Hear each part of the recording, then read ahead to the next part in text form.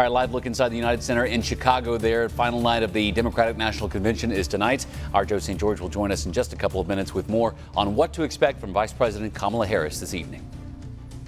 KSHB 41 Traffic is sponsored by Anthony Plumbing, Heating, Cooling. The last night of the Democratic National Convention is tonight, ending with a keynote address from Vice President Kamala Harris as she addresses the nation as the Democratic nominee. Our Scripps News political director, Joe St. George, has been live in Chicago all this week. Good morning, Joe. Let's talk about both of the big candidates on this ticket from last night. First, from Governor Tim Walz last night. I listened to his speech.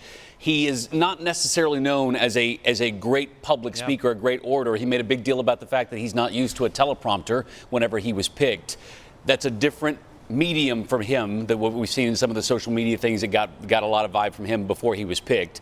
Him first, and then talk about what kind of tone you expect from Vice President Harris tonight. Do you think that word joy that we've heard so much from that campaign is what she's going to lean into? I'm glad you mentioned teleprompters, right? Because they're not easy. It took me a while in my journalism career to learn how to read a teleprompter. Probably took you a little while, too, reading a teleprompter as the anchor in Kansas City. I mean, it is a unique skill set that Governor Walz did deliver last night. Look, he's not Obama. He's not a Clinton. In many ways, he's not even a Harris. But in many ways, it was not about the text of his speech. It wasn't a speaking contest. It was about showcasing his personality.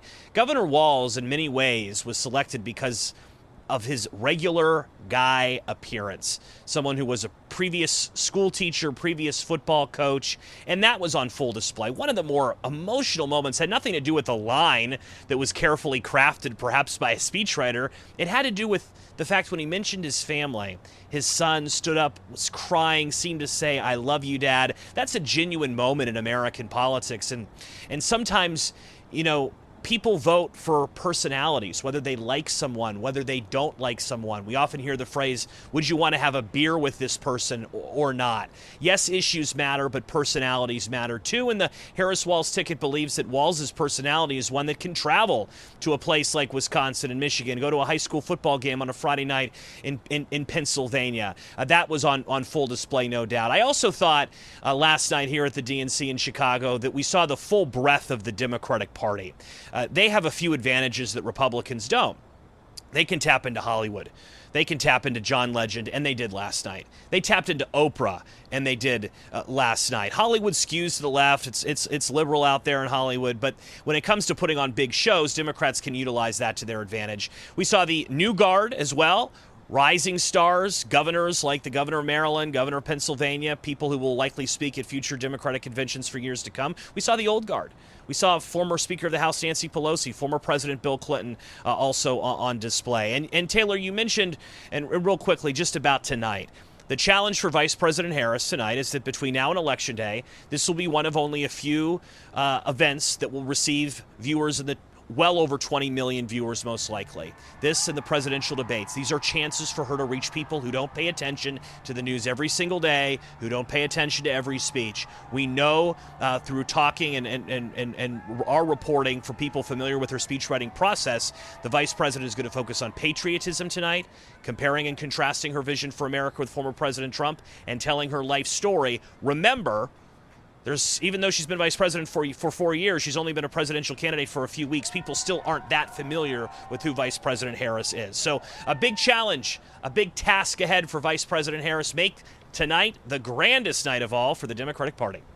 Joe St. George live for us in Chicago. Joe, I'm a little bit offended you would imagine that I use a teleprompter at all. I mean, this is all natural for me whenever I'm up here. So I don't know if you know that. I don't ever use a teleprompter. So just making sure you know. Joe St. George live for us in Chicago this morning. That's amazing.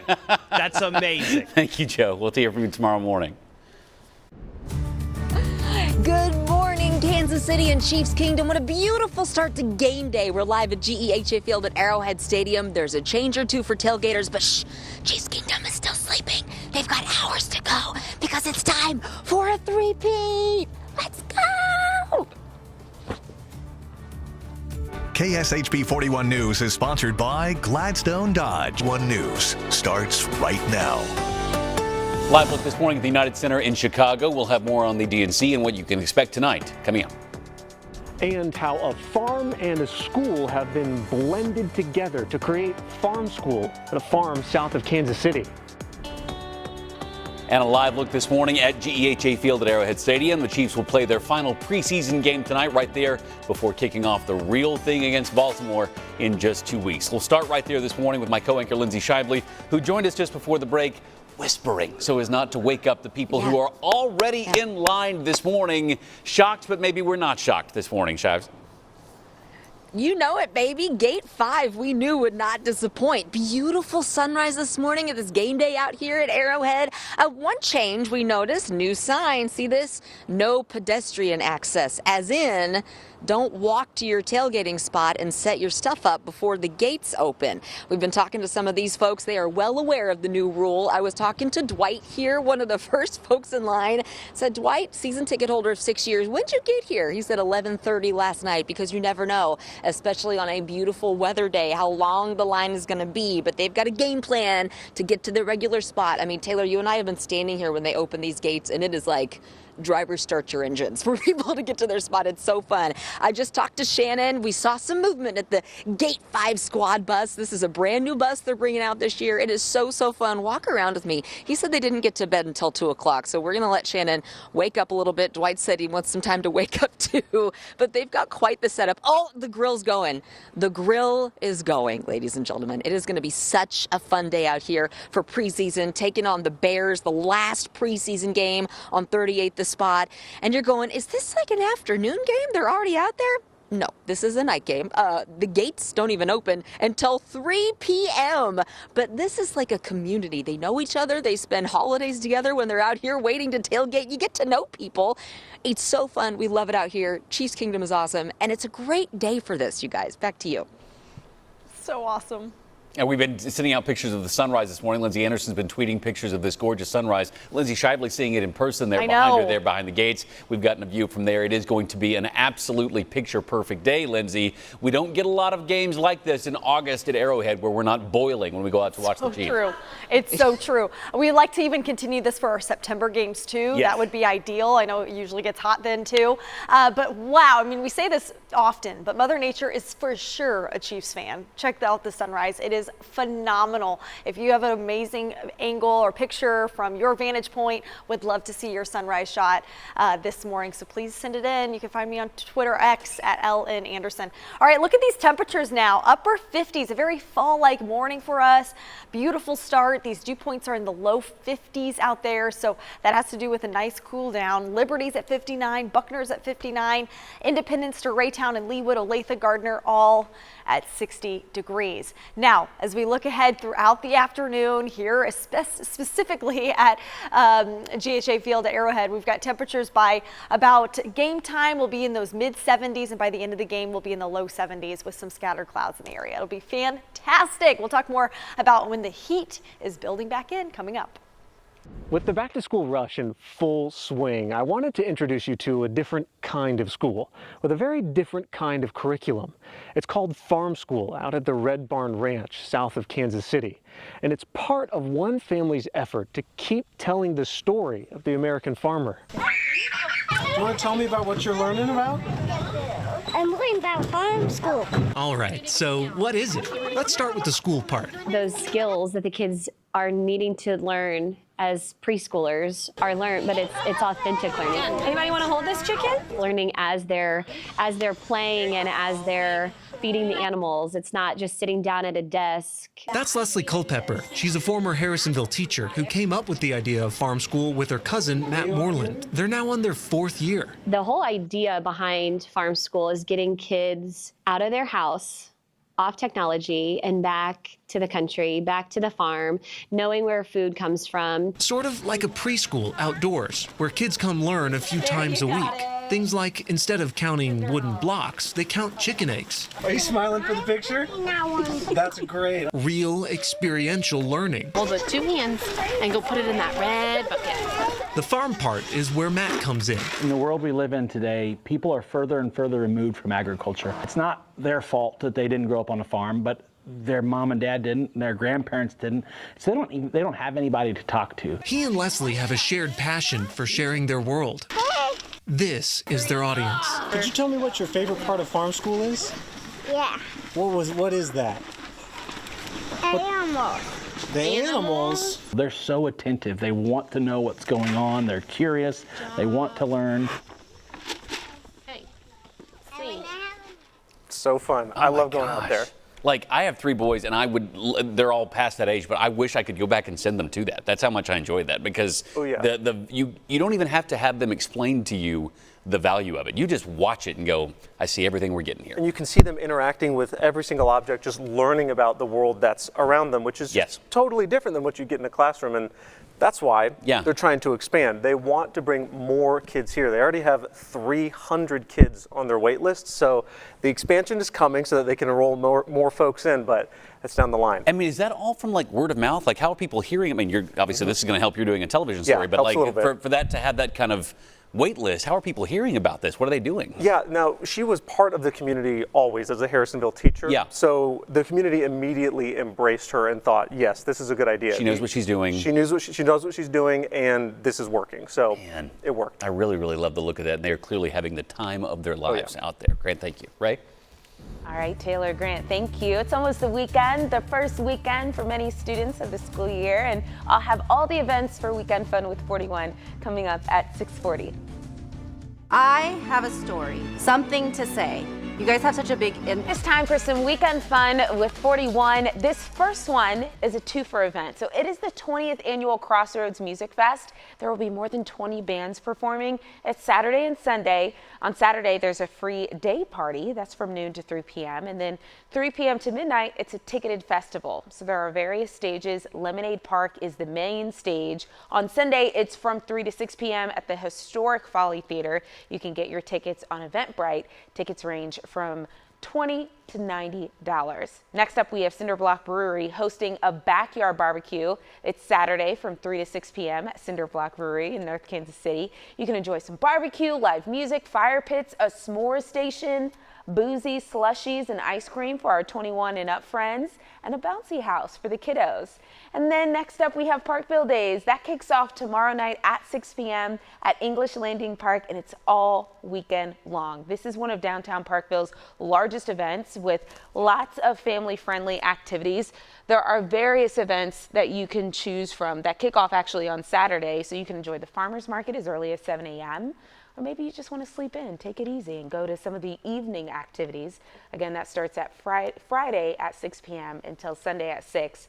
You can check out specific times on Parkville's website. And that's a look at your Weekend Fun with 41. And really important to factor in your forecast for the weekend, because Lindsay's been telling us all throughout the morning. We've got like a time where the heat's going to come back. So tomorrow night probably better than Saturday night if you're looking for outdoor activities to do this weekend. Cooler tomorrow night than it will be maybe on Saturday night. So stay hydrated. Factor that in. Have fun. Stay safe.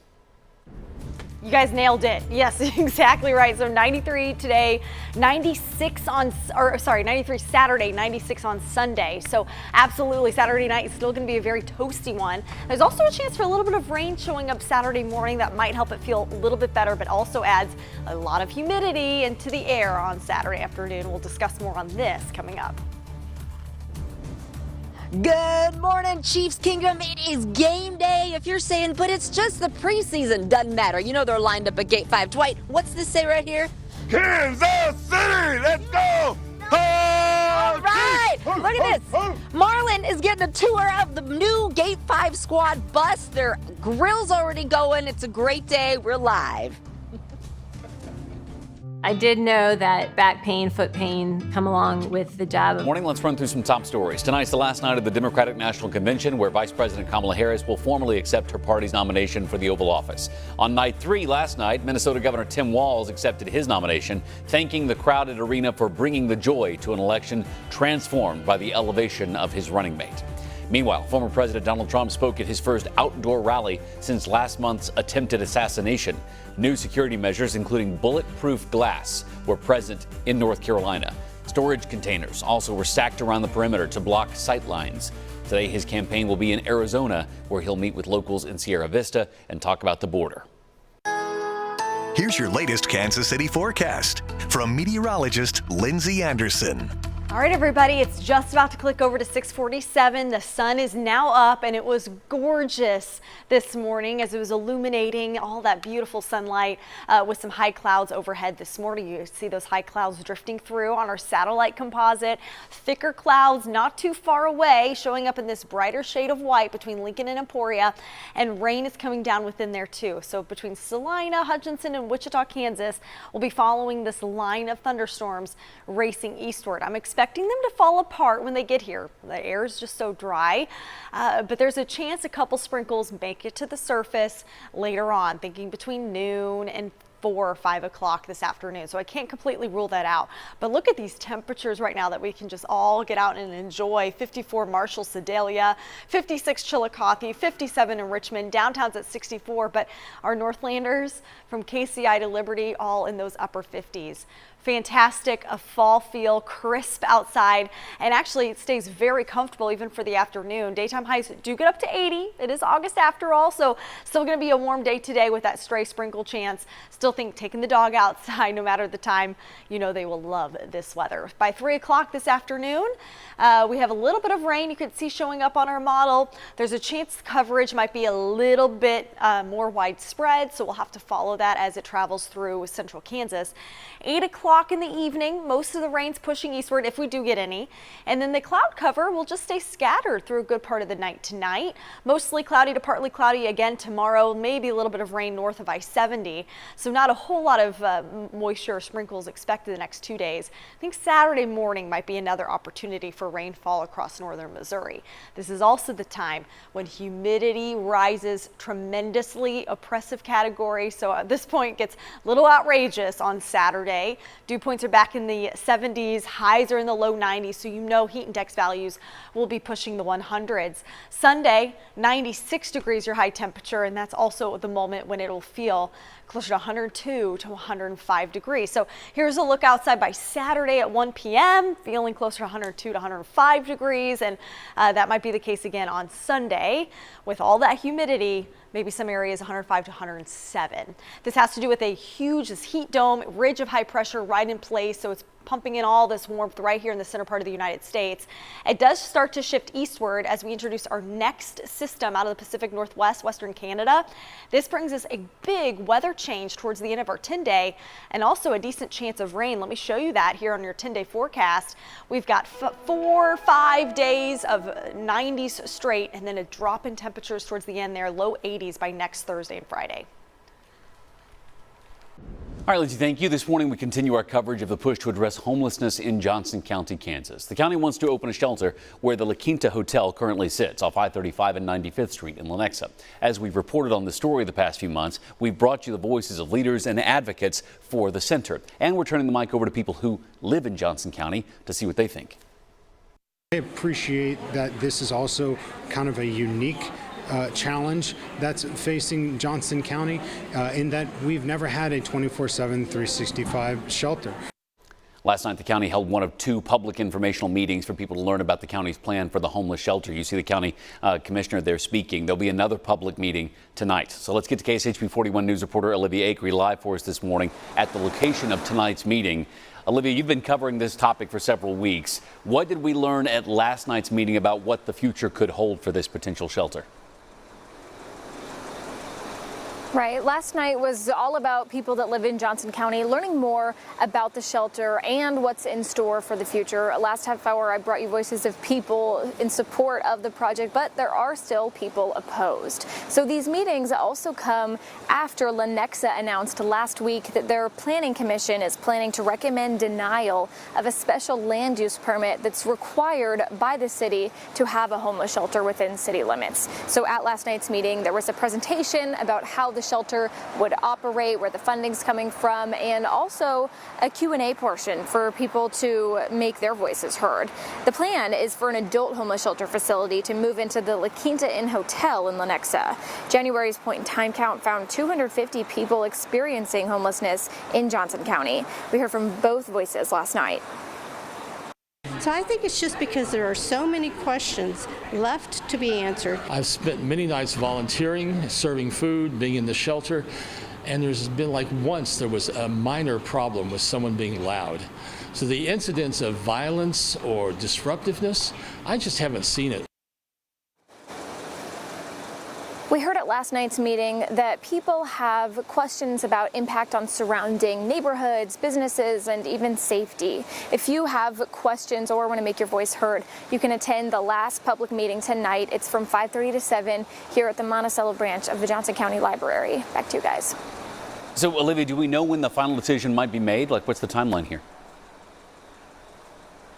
Right. So we will find their planning commission will vote to recommend denial on Monday, and then the city council will have the final say on September 17th. However, tonight the planning commission's agenda will come out, so then we'll better understand why they'll recommend denial. Olivia Acree live for us this morning in Johnson County. Olivia, thank you very much. Daniela?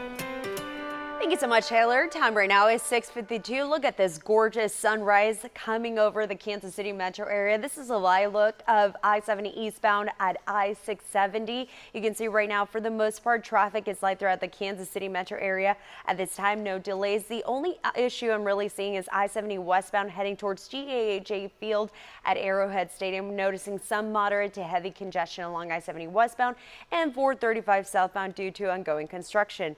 Right now, let's take a peek at drive times, though, especially for you guys coming from Blue Springs to downtown. You're still looking at a 19-minute commute.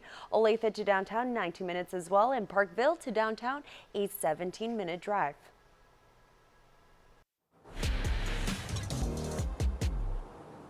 Good morning, Chiefs Kingdom. It is a beautiful day out here at GEHA Field at Arrowhead Stadium for game day this morning. One change you'll notice, no pedestrian crossing this before the gates open, which is not until 3 p.m. They don't want folks going in, walking in, and setting up that tailgate.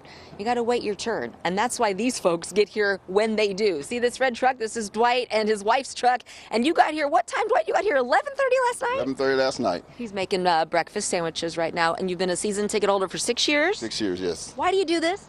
For the love of the game, and it's fun to be with family and friends out here. And including this community that you guys have built, which is really cool. We have built a pretty strong bond with people that come here early in tailgate. Okay, what do you say? People say preseason doesn't matter, but you're here anyway. Well, every game matters. Hey, you hear that? Dwight, thank you. Every game matters, and we'll find out what we need to work on and who we need to watch. Time for a three-peat? Oh, definitely three-peat. We're going. Okay, enjoy your breakfast. Number one. All the way. Thank you, Dwight. And we wanted to talk to Shannon, who we've talked to so many times over the years at Gate 5. Marlon found Shannon by the grill, who always comes prepared. Hey. How's it going? Hi. Hey, good morning, guys. And we are here with Shannon. This is a tradition. You've been doing this for 20 years. Talk to us a little bit of how does it start for a Chiefs fan? It's a lot of preparation. It's getting everything ready from Wichita and hitting the road and heading north to get up here. Okay, one of the big cool things here is the bus. We have to talk about it because this is a new bus for you guys. Yeah. Literally has a little bit of everything, right? Yeah, it does. But talk to us, what can a Chief fan need inside their bus? Stereo, coolers, grills, propane, beds. You gotta have beds to stay the night. You have a little bit of everything. 20 years, you said you've been a season ticket holder. This is amazing. Well, you know, you're going to be here for a couple more hours, but just a few. Rain or shine, we're here, right? Yeah, it's just all about coming and seeing your friends. You only get to see 15 times a year. Camaraderie and just friendship over the years we built. It's fun seeing all the guys. Hey, thanks, Shannon. That's what Chiefs Kingdom is all about, guys. We love this. When we walked up, I said, Shannon, I mean, you guys have a diner in Wichita. He said, that's my buddy Joe, who's normally here at Man in the Grill. You're doing a great job, though. Well, I'm just trying. Can you smell it? Can you smell the bacon? Woo, we found breakfast. We love Gate 5. It's so fun. We usually do omelets, but since Joe's not here, we're just making some burritos and calling it quits. You're doing great, Shannon. Calling it quits. I love it. Gates open at 3 here, and kickoff is after 7. And on 38th, the spot, you guys. Back to you. It's so fun. Football is back. It's going to be a great game day. Please tell Shannon hello and that Joe is missed. We missed Joe, obviously. We look forward to having Joe back here at Arrowhead Stadium, getting ready for more games. Your friends you only get to see 15 times a year, I think, is a hilarious thing, too, because, like, there's a lot of other teams that don't get that many games at home. And we have, consistent playoff games and that kind of thing to see those extra and fans. Some nighttime games. Are you kidding? Clearly in mid-season form there as we get ready for the regular season. 2 weeks from today, by the way, we'll take on the Ravens right here on KSHB 41 to open the season. So cool. So Great cool. night football game. Great night. The food looks incredible, even as it's early. They'll be cooking probably all day long. We've got temperatures for the game, right about 80 degrees if you're heading there after work, 74 for kickoff at 7:20, down in the 60s by the end of the game. Unbelievable, and the humidity feels fantastic today. Enjoy it. It is back, and you'll really feel it Saturday. Saturday's a hot day. Roads this morning? Roads this morning are okay for the most part, with the exception of I-70 West. Just expect some moderate congestion before GEHA Field at Arrowhead Stadium. All right. Another hour of local news coming up on 38 The Spot. Have a wonderful Thursday.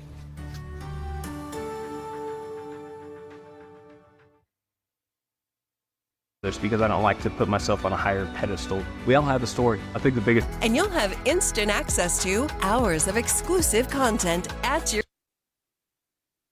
A voice for everyone. KSHB 41 News starts right now. We've brought you coverage of property crimes across the metro. Coming up, we'll tell you about 2 arrests made in connection to crimes in the Waldo and Brookside areas. There are a couple of ways a landlord can get their mortgage paid. They collect it from a tenant or they pay it out of pocket. I'm not the big conglomerate. I'm not a syndicate. I don't have tons of capital. An exclusive story with a local real estate company trying to get payments on time, not just from tenants, but from the Lee Summit Housing Authority. As plans for a Johnson County homeless shelter move forward, the county wants to give people the opportunity to learn more about it. I'm KSHB 41 News reporter Olivia Acree with how you can find out more. Good morning, I'm Ray Daniel. We'll get to those stories shortly, but first, let's get a check of the weather from meteorologist Lindsay Anderson.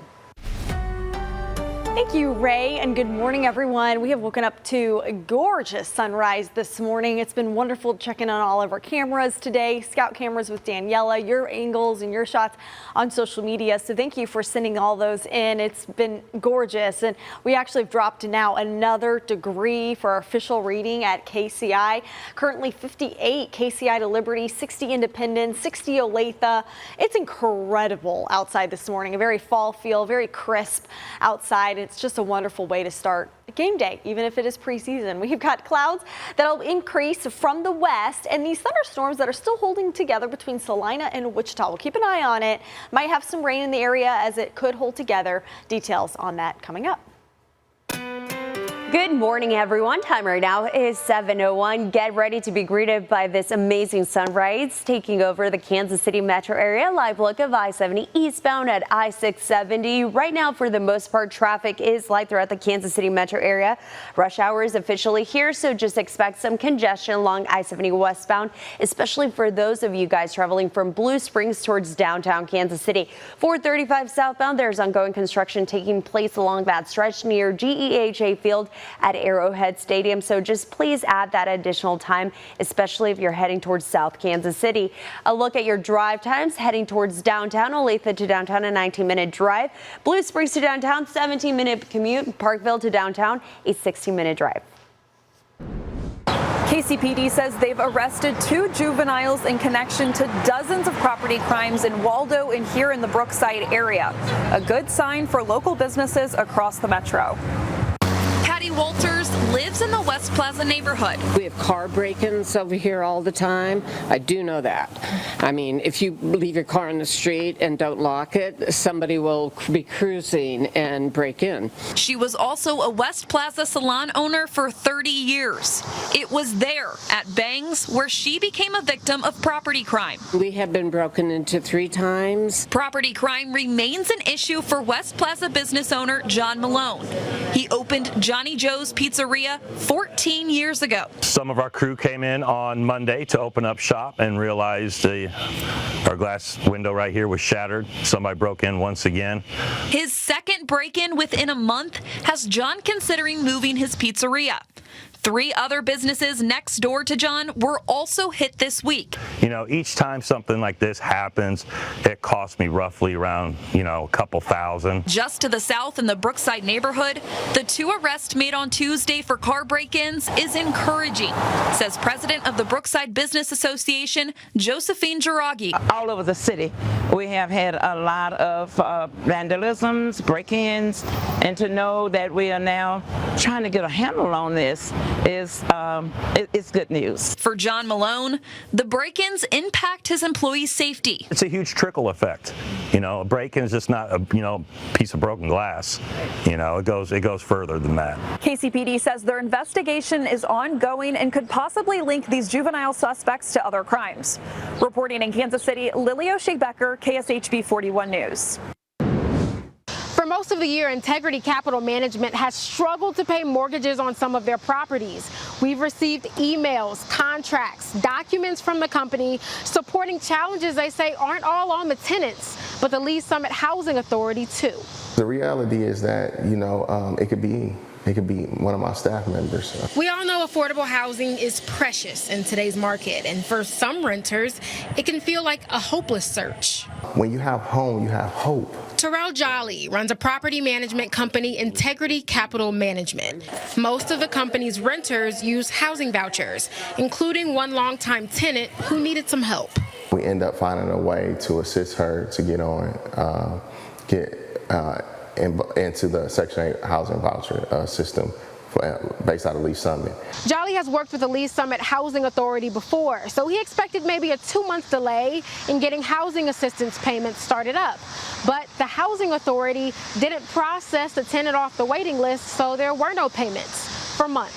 So between January and April, you guys didn't know that she was in the system? I didn't know she existed. Lisa Dickerson became the Housing Authority's executive director in January. In my months here as the new executive director, I have uncovered a plethora of issues that began before me and persisted under me until staff was completely rotated. What Dickerson details is a system of dysfunction, including disappearing documents. Documents were shredded or gotten rid of, that the staff person who's no longer here that was here at that time had to ask repeatedly that Mr. Jolly's staff would send any and all emails that had been sent. And looking at that, it was clear that they had been sending emails to staff that was no longer here. So his tenant's documents were shredded by previous staff? I can't say what happened to them, but they were not in this building. So what you just mentioned, documents were shredded? Well, we do know we have a shred box that we found documents in, I'll put it that way, of other documents. And when was that found? I can't remember, and we're going to keep it on Mr. Jolly. Well, Jolly wants to know what happened too. The voucher for the particular property we're focusing on covers 90% of the tenant's rent. But after around 6 months, they were still waiting on a housing assistance payment. I had to float the capital. I had to take out of my personal finances. I just had to create a way in order to keep servicing the debt. Last month, the Housing Authority did write him a check for the 6 months of housing assistance payments. That check did not include late fees, about $700 the Housing Authority refuses to pay, even though Jolly has a contract that states the agency does pay late penalties, and there's a policy on the agency's website. You're not going to pay, even though according to your policy you should. How do you justify that? Dickerson said those guidelines have changed. Alyssa, I gave you this interview not to be made to be the bad guy here. I asked her to provide the new policy. If you're saying that you guys are playing catch up, that there have been issues that existed before you, what are you guys doing to solve those? They've already been resolved. Not Terrell Jolly's. It's the principle, right? It's the principle. If we keep letting this go on, small and pop shops like myself won't be able to survive. On both sides of this, finding and managing affordable housing can have its challenges. For Terrell Jolly, we just keep going and going and going and going. He hopes government agencies can start meeting them halfway. The Lee Summit Housing Authority director told me in our interview that the U.S. Department of Housing and Urban Development sends housing assistance payments to them by the 1st of the month, and their agency has until the 10th of the month to disperse the funds. Well, a HUD spokesperson told me that no such policy exists. They also said that they've received complaints about the Lee's Summit Housing Authority, but they have no open investigations at this time. Alyssa Jackson, KSHB 41 News. I'm KSHB 41 News reporter Olivia Acree. Johnson County has invited the community to learn more about a homeless services center that is proposed to go in Lenexa. These county meetings come after Lenexa announced last week that their planning commission plans to recommend denial of a special land use permit that's required to operate a homeless shelter in the city. Last night, there was a presentation about the homeless services center followed by a Q&A from people that attended. The plan is for an adult homeless shelter facility to move into the La Quinta Inn Hotel in Lenexa. It would have private rooms and the end goal of moving people into stable and permanent housing. It would be run by Restart, which is a nonprofit out of Kansas City. We heard voices for and against the shelter at last night's meeting. People are always cautious. You know, they say not in my backyard. They don't want this happen here, but the plan is in place and the services are so valuable. So I think it's just because there are so many questions left to be answered. The CEO of Restart told me a few weeks ago that they were still working on Plan B if Lenexa denies that special land use permit. The Planning Commission will vote on it on Monday. Then the City Council will have the final say on September 17th. If you want to learn more about this issue, the last public meeting is tonight at the Monticello Community Room here at the Shawnee branch of the Johnson County Public Library. In Shawnee, Olivia Acree, KCPD 41 News. With the back-to-school rush in full swing, I wanted to introduce you to a different kind of school with a very different kind of curriculum.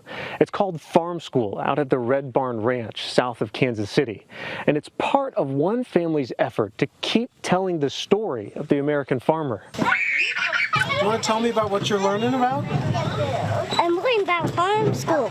All right, so what is it? Let's start with the school part. Those skills that the kids are needing to learn as preschoolers are learned, but it's authentic learning. Anybody want to hold this chicken? Learning as they're playing and as they're feeding the animals. It's not just sitting down at a desk. That's Leslie Culpepper. She's a former Harrisonville teacher who came up with the idea of farm school with her cousin, Matt Moreland. They're now on their 4th year. The whole idea behind farm school is getting kids out of their house, off technology, and back to the country, back to the farm, knowing where food comes from. Sort of like a preschool outdoors, where kids come learn a few times a week.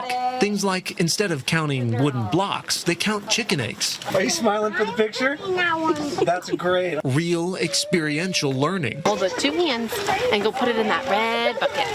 The farm part is where Matt comes in. In the world we live in today, people are further and further removed from agriculture. It's not their fault that they didn't grow up on a farm, but their mom and dad didn't, and their grandparents didn't, so they don't have anybody to talk to. He and Leslie have a shared passion for sharing their world. This is their audience. Could you tell me what your favorite part of farm school is? Yeah. What is that? Animals. The animals? They're so attentive. They want to know what's going on. They're curious.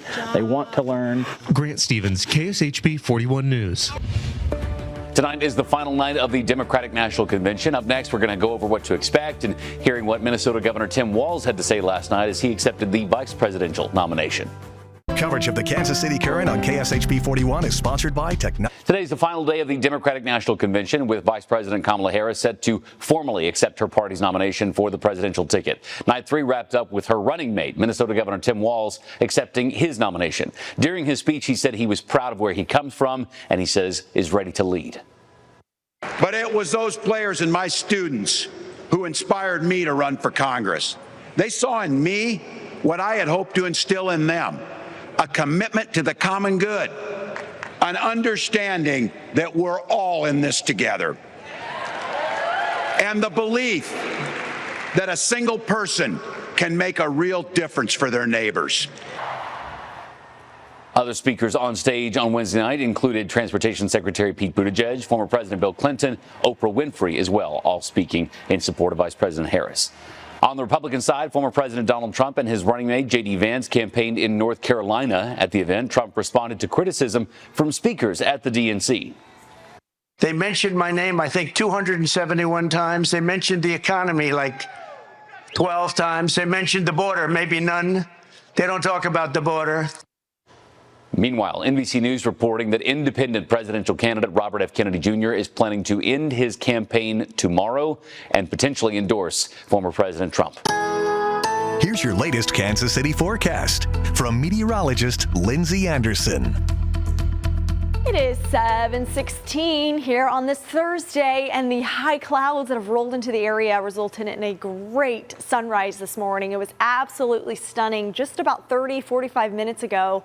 So thank you so much to everyone who sent in some photos this morning and enjoyed it with us. It was just absolutely gorgeous.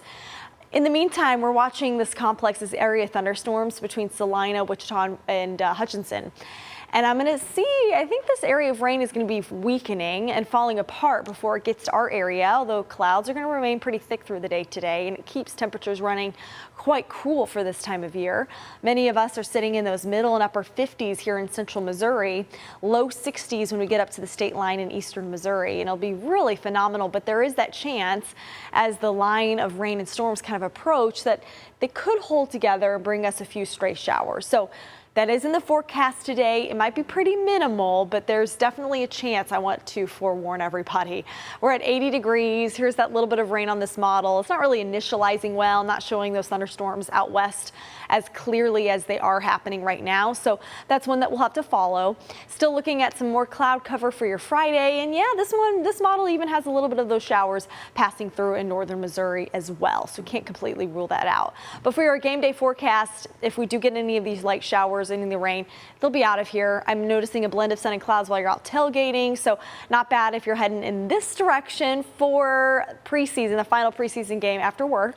80 degrees tailgating, kickoff temperature 74. And then look at the fourth quarter. We're in the mid 60s. So feeling really refreshing tonight. After that comes increasing humidity. You're going to really notice it by Saturday. Saturday was when high temperatures in the low 90s, but the oppressive dew points and humidity is going to make it really uncomfortable to be outside for a long period of time. So please be aware of this. Maybe some morning showers, but that's going to add to the moisture in the air. Feeling closer to about 100, 105 on Saturday, and Sunday will be close to that as well, right around 105 to 110 degrees. So that'll be our main focus over the next couple of days, especially as that heat dome is right over the center plains for the next couple of, really for Sunday, Monday into Tuesday. Starts to weaken and bring us storm chances with a strong front at the end of our 10-day forecast, cooling down next Friday. Thank you so much, Lindsay Anderson. Your time right now is 7:18. Okay, rush hour is officially here, so expect congestion all throughout the Kansas City metro area, where I'm seeing the most issues. 435 southbound, you guessed it, near Highway 40. You can see right now, due to ongoing road work, there's some significant traffic jams happening along that stretch. We're working on gathering additional details as to when that construction will wrap up. I believe MoDOT emailed me yesterday and said that the construction along 435 southbound would wrap up by December. So just please keep that in mind if you're heading that direction. Outside of that, I-70 continues to see some moderate congestion before GEHA Field at Arrowhead Stadium, and 71 northbound heading towards downtown Kansas City. Expect some moderate congestion.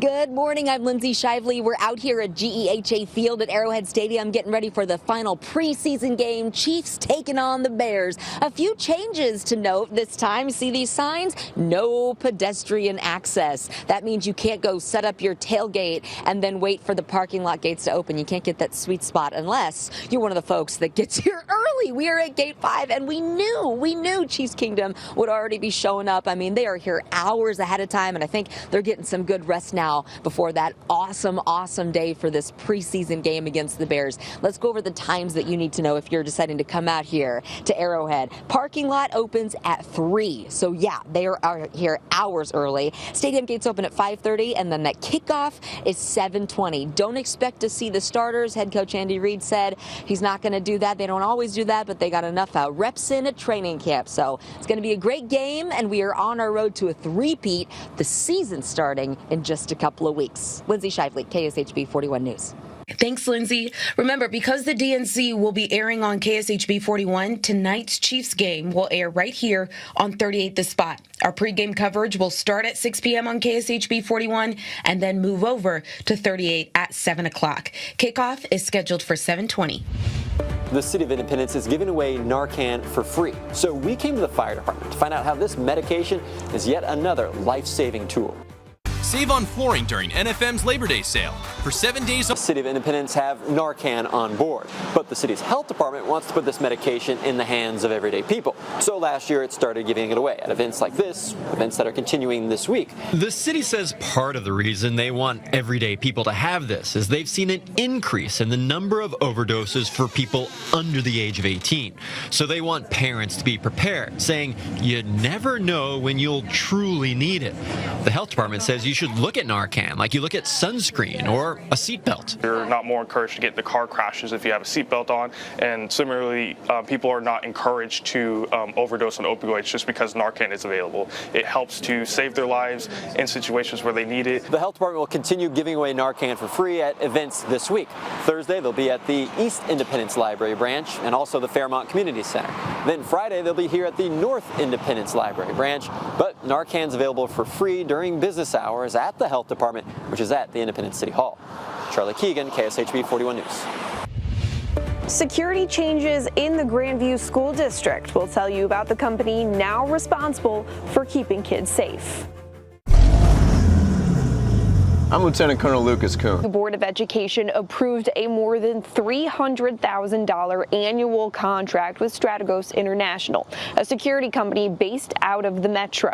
We talked to parents who received an email just yesterday telling them about the changes. Middle school drop-off in Grandview ran smoothly for the second day of school. Parents are hoping the rest of the year follows suit. That's all we can hope for is peace of mind. The school district informed parents on Tuesday there is now an armed school protection specialist inside of the district's 2 middle schools and 1 high school. Grandview Middle School hasn't had an officer inside of the building every day for a few years. As long as they have the correct training and they know how to de-escalate certain situations and how to handle different demographics of children, I will be okay with the third-party security. Strategos International is in charge of the program. Their contract with the district totals $312,000 per year. Protection specialists are armed with a semi-automatic pistol, pepper spray or a taser, body cameras, and handcuffs. Strategos International President and CEO Vaughn Baker says their employees are vetted in the same process as a police officer and get a month's worth of training similar to a school resource officer. It is an investment to get people that have those skills and that expertise, but the value or the return on that investment is much greater, especially if violence were to occur, having that person on site. Grandview School District Superintendent Kenny Rodriguez says the investment will be more consistent than the previous school resource officer model. So it really is just about expanding our coverage and looking at a more comprehensive view of our school district. Grandview is not the first school district in the area to use Strategos for security. North Kansas City and Fort Osage also have protection specialists in their buildings. In Grandview, Abby Dodge, KSHB 41 News. The Missouri Department of Revenue making changes to the way that Missourians can legally update their gender marker on their driver's licenses. In 2023, all you had to do was fill out a gender designation change request form. All you needed to get approval was a physician, therapist, or social worker's signature. Now you need proof of transitioning surgery or a court order. The DMV even removed the former paperwork from the website and state offices, too. I had a doctor, I had a therapist, I had everything lined up. I went to the DMV to ask my questions, find out about the form, and I was told because I had not had any surgeries yet, I could not change my gender marker. Now, people who try to use the old form will be told that is no longer accepted. In response to that change, a statewide LGBTQ+ organization has come up with the ID for Me campaign. The plan allows LGBTQ+ members to file reports if they're struggling to get their name or gender marker changed. All right, everybody, it is 7:28. We've got some high clouds that have drifted into the area this morning and made for a gorgeous sunrise today. Here's a look outside with temperatures in the upper 50s right now. It feels really refreshing out there with the southeasterly breeze that's pretty much taken over the entire area. And on top of that, the humidity is still low and so refreshing. 60 Blue Springs, Independence, Raytown, Overland Park, 61 Shawnee, 60 degrees in Bonner Springs. And as we fast forward through the day today, you can see lunchtime temperatures are in the low 70s. Clouds are going to continue to stream into our direction, and we might notice temperatures here at GHA Field at Arrowhead sneak up to about 81 degrees. By 6 p.m., closer to kickoff, we'll be dropping in the upper 70s, and it looks fantastic through the rest of the game here at Arrowhead. Things are shaping up to be quite warm, though, and way more humid going into the weekend. I'll break down what you can expect in those heat index values in just a bit. Daniela.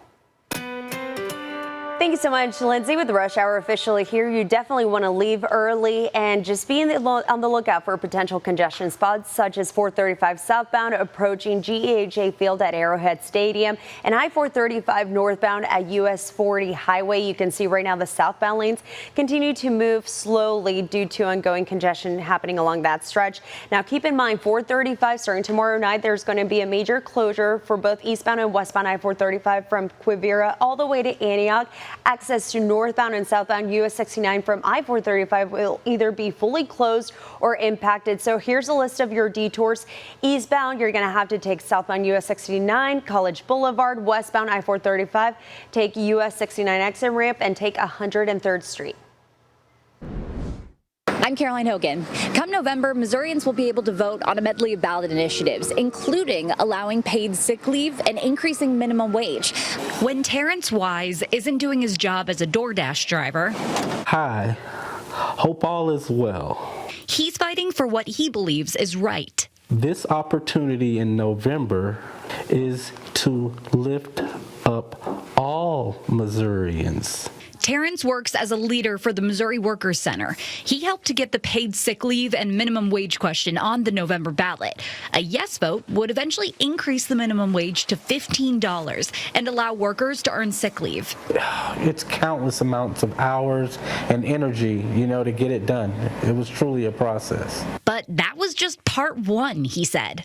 Now it's part two, getting folks out to the polls. Terrence said that means getting people registered, finding their polling location, and arranging transportation. Some folks are not even aware of that, I can do that. I thought November was about electing a president or the next governor or elected leader. No, it's bigger than that. It's a bigger moment than that. We've spoken to businesses in support of this vote and some who are weary they may have to raise prices. You're going to see those things tick up because that money has to come from somewhere. It's actually the opposite. When you give workers and folks in the community the opportunity to participate in the economy with more wages, then we see growth. Terrence wants to see this initiative grow across the nation. And it's long overdue. So he'll keep tweeting and texting because it's bigger than him. Make your voice heard. Caroline Hogan, KSHB 41 News.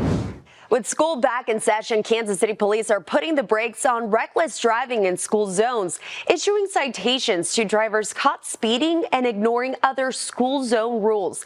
As a voice for everyone, we heard from officers who are working around the clock to send a clear message to drivers and pleas from parents wanting their children to get to school safe. Kansas City is back in class, but before the first bell rings, officers with the Kansas City Police Department are keeping a close eye on drivers as students make their way to school, monitoring speeds and pulling drivers over who fail to follow the rules surrounding school zones. Like this driver caught speeding at 34th and Paseo. Got you at 44 in the 25 school zone. You have your license, insurance with you? It's about the safety of the kids that are going to school, that are getting on and off the buses, that are walking to school, that their parents are bringing them or picking them up from school. Speeding and distracted driving are some of the infractions seen along this school zone. KCPD says many of these drivers fail to get back into the routine following the summer months, as families and children are getting familiar with their own routine. There's a lot of confusion, especially some of these kids.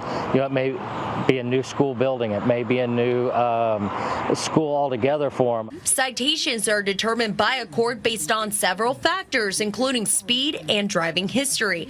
But speeding in school zones can carry fines that start at $350.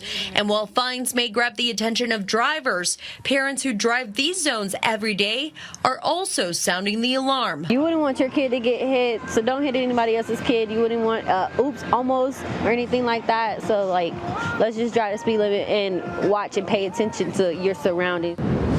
KCPD has a traffic complaint system if people are wanting to report continuous traffic violations in school zones. They also wanted to remind drivers this morning to take caution when approaching school buses. As a reminder, if you're sharing a 2-lane road with a stopped school bus, cars in both directions have to stop. If you're sharing 4 or more lanes with a stopped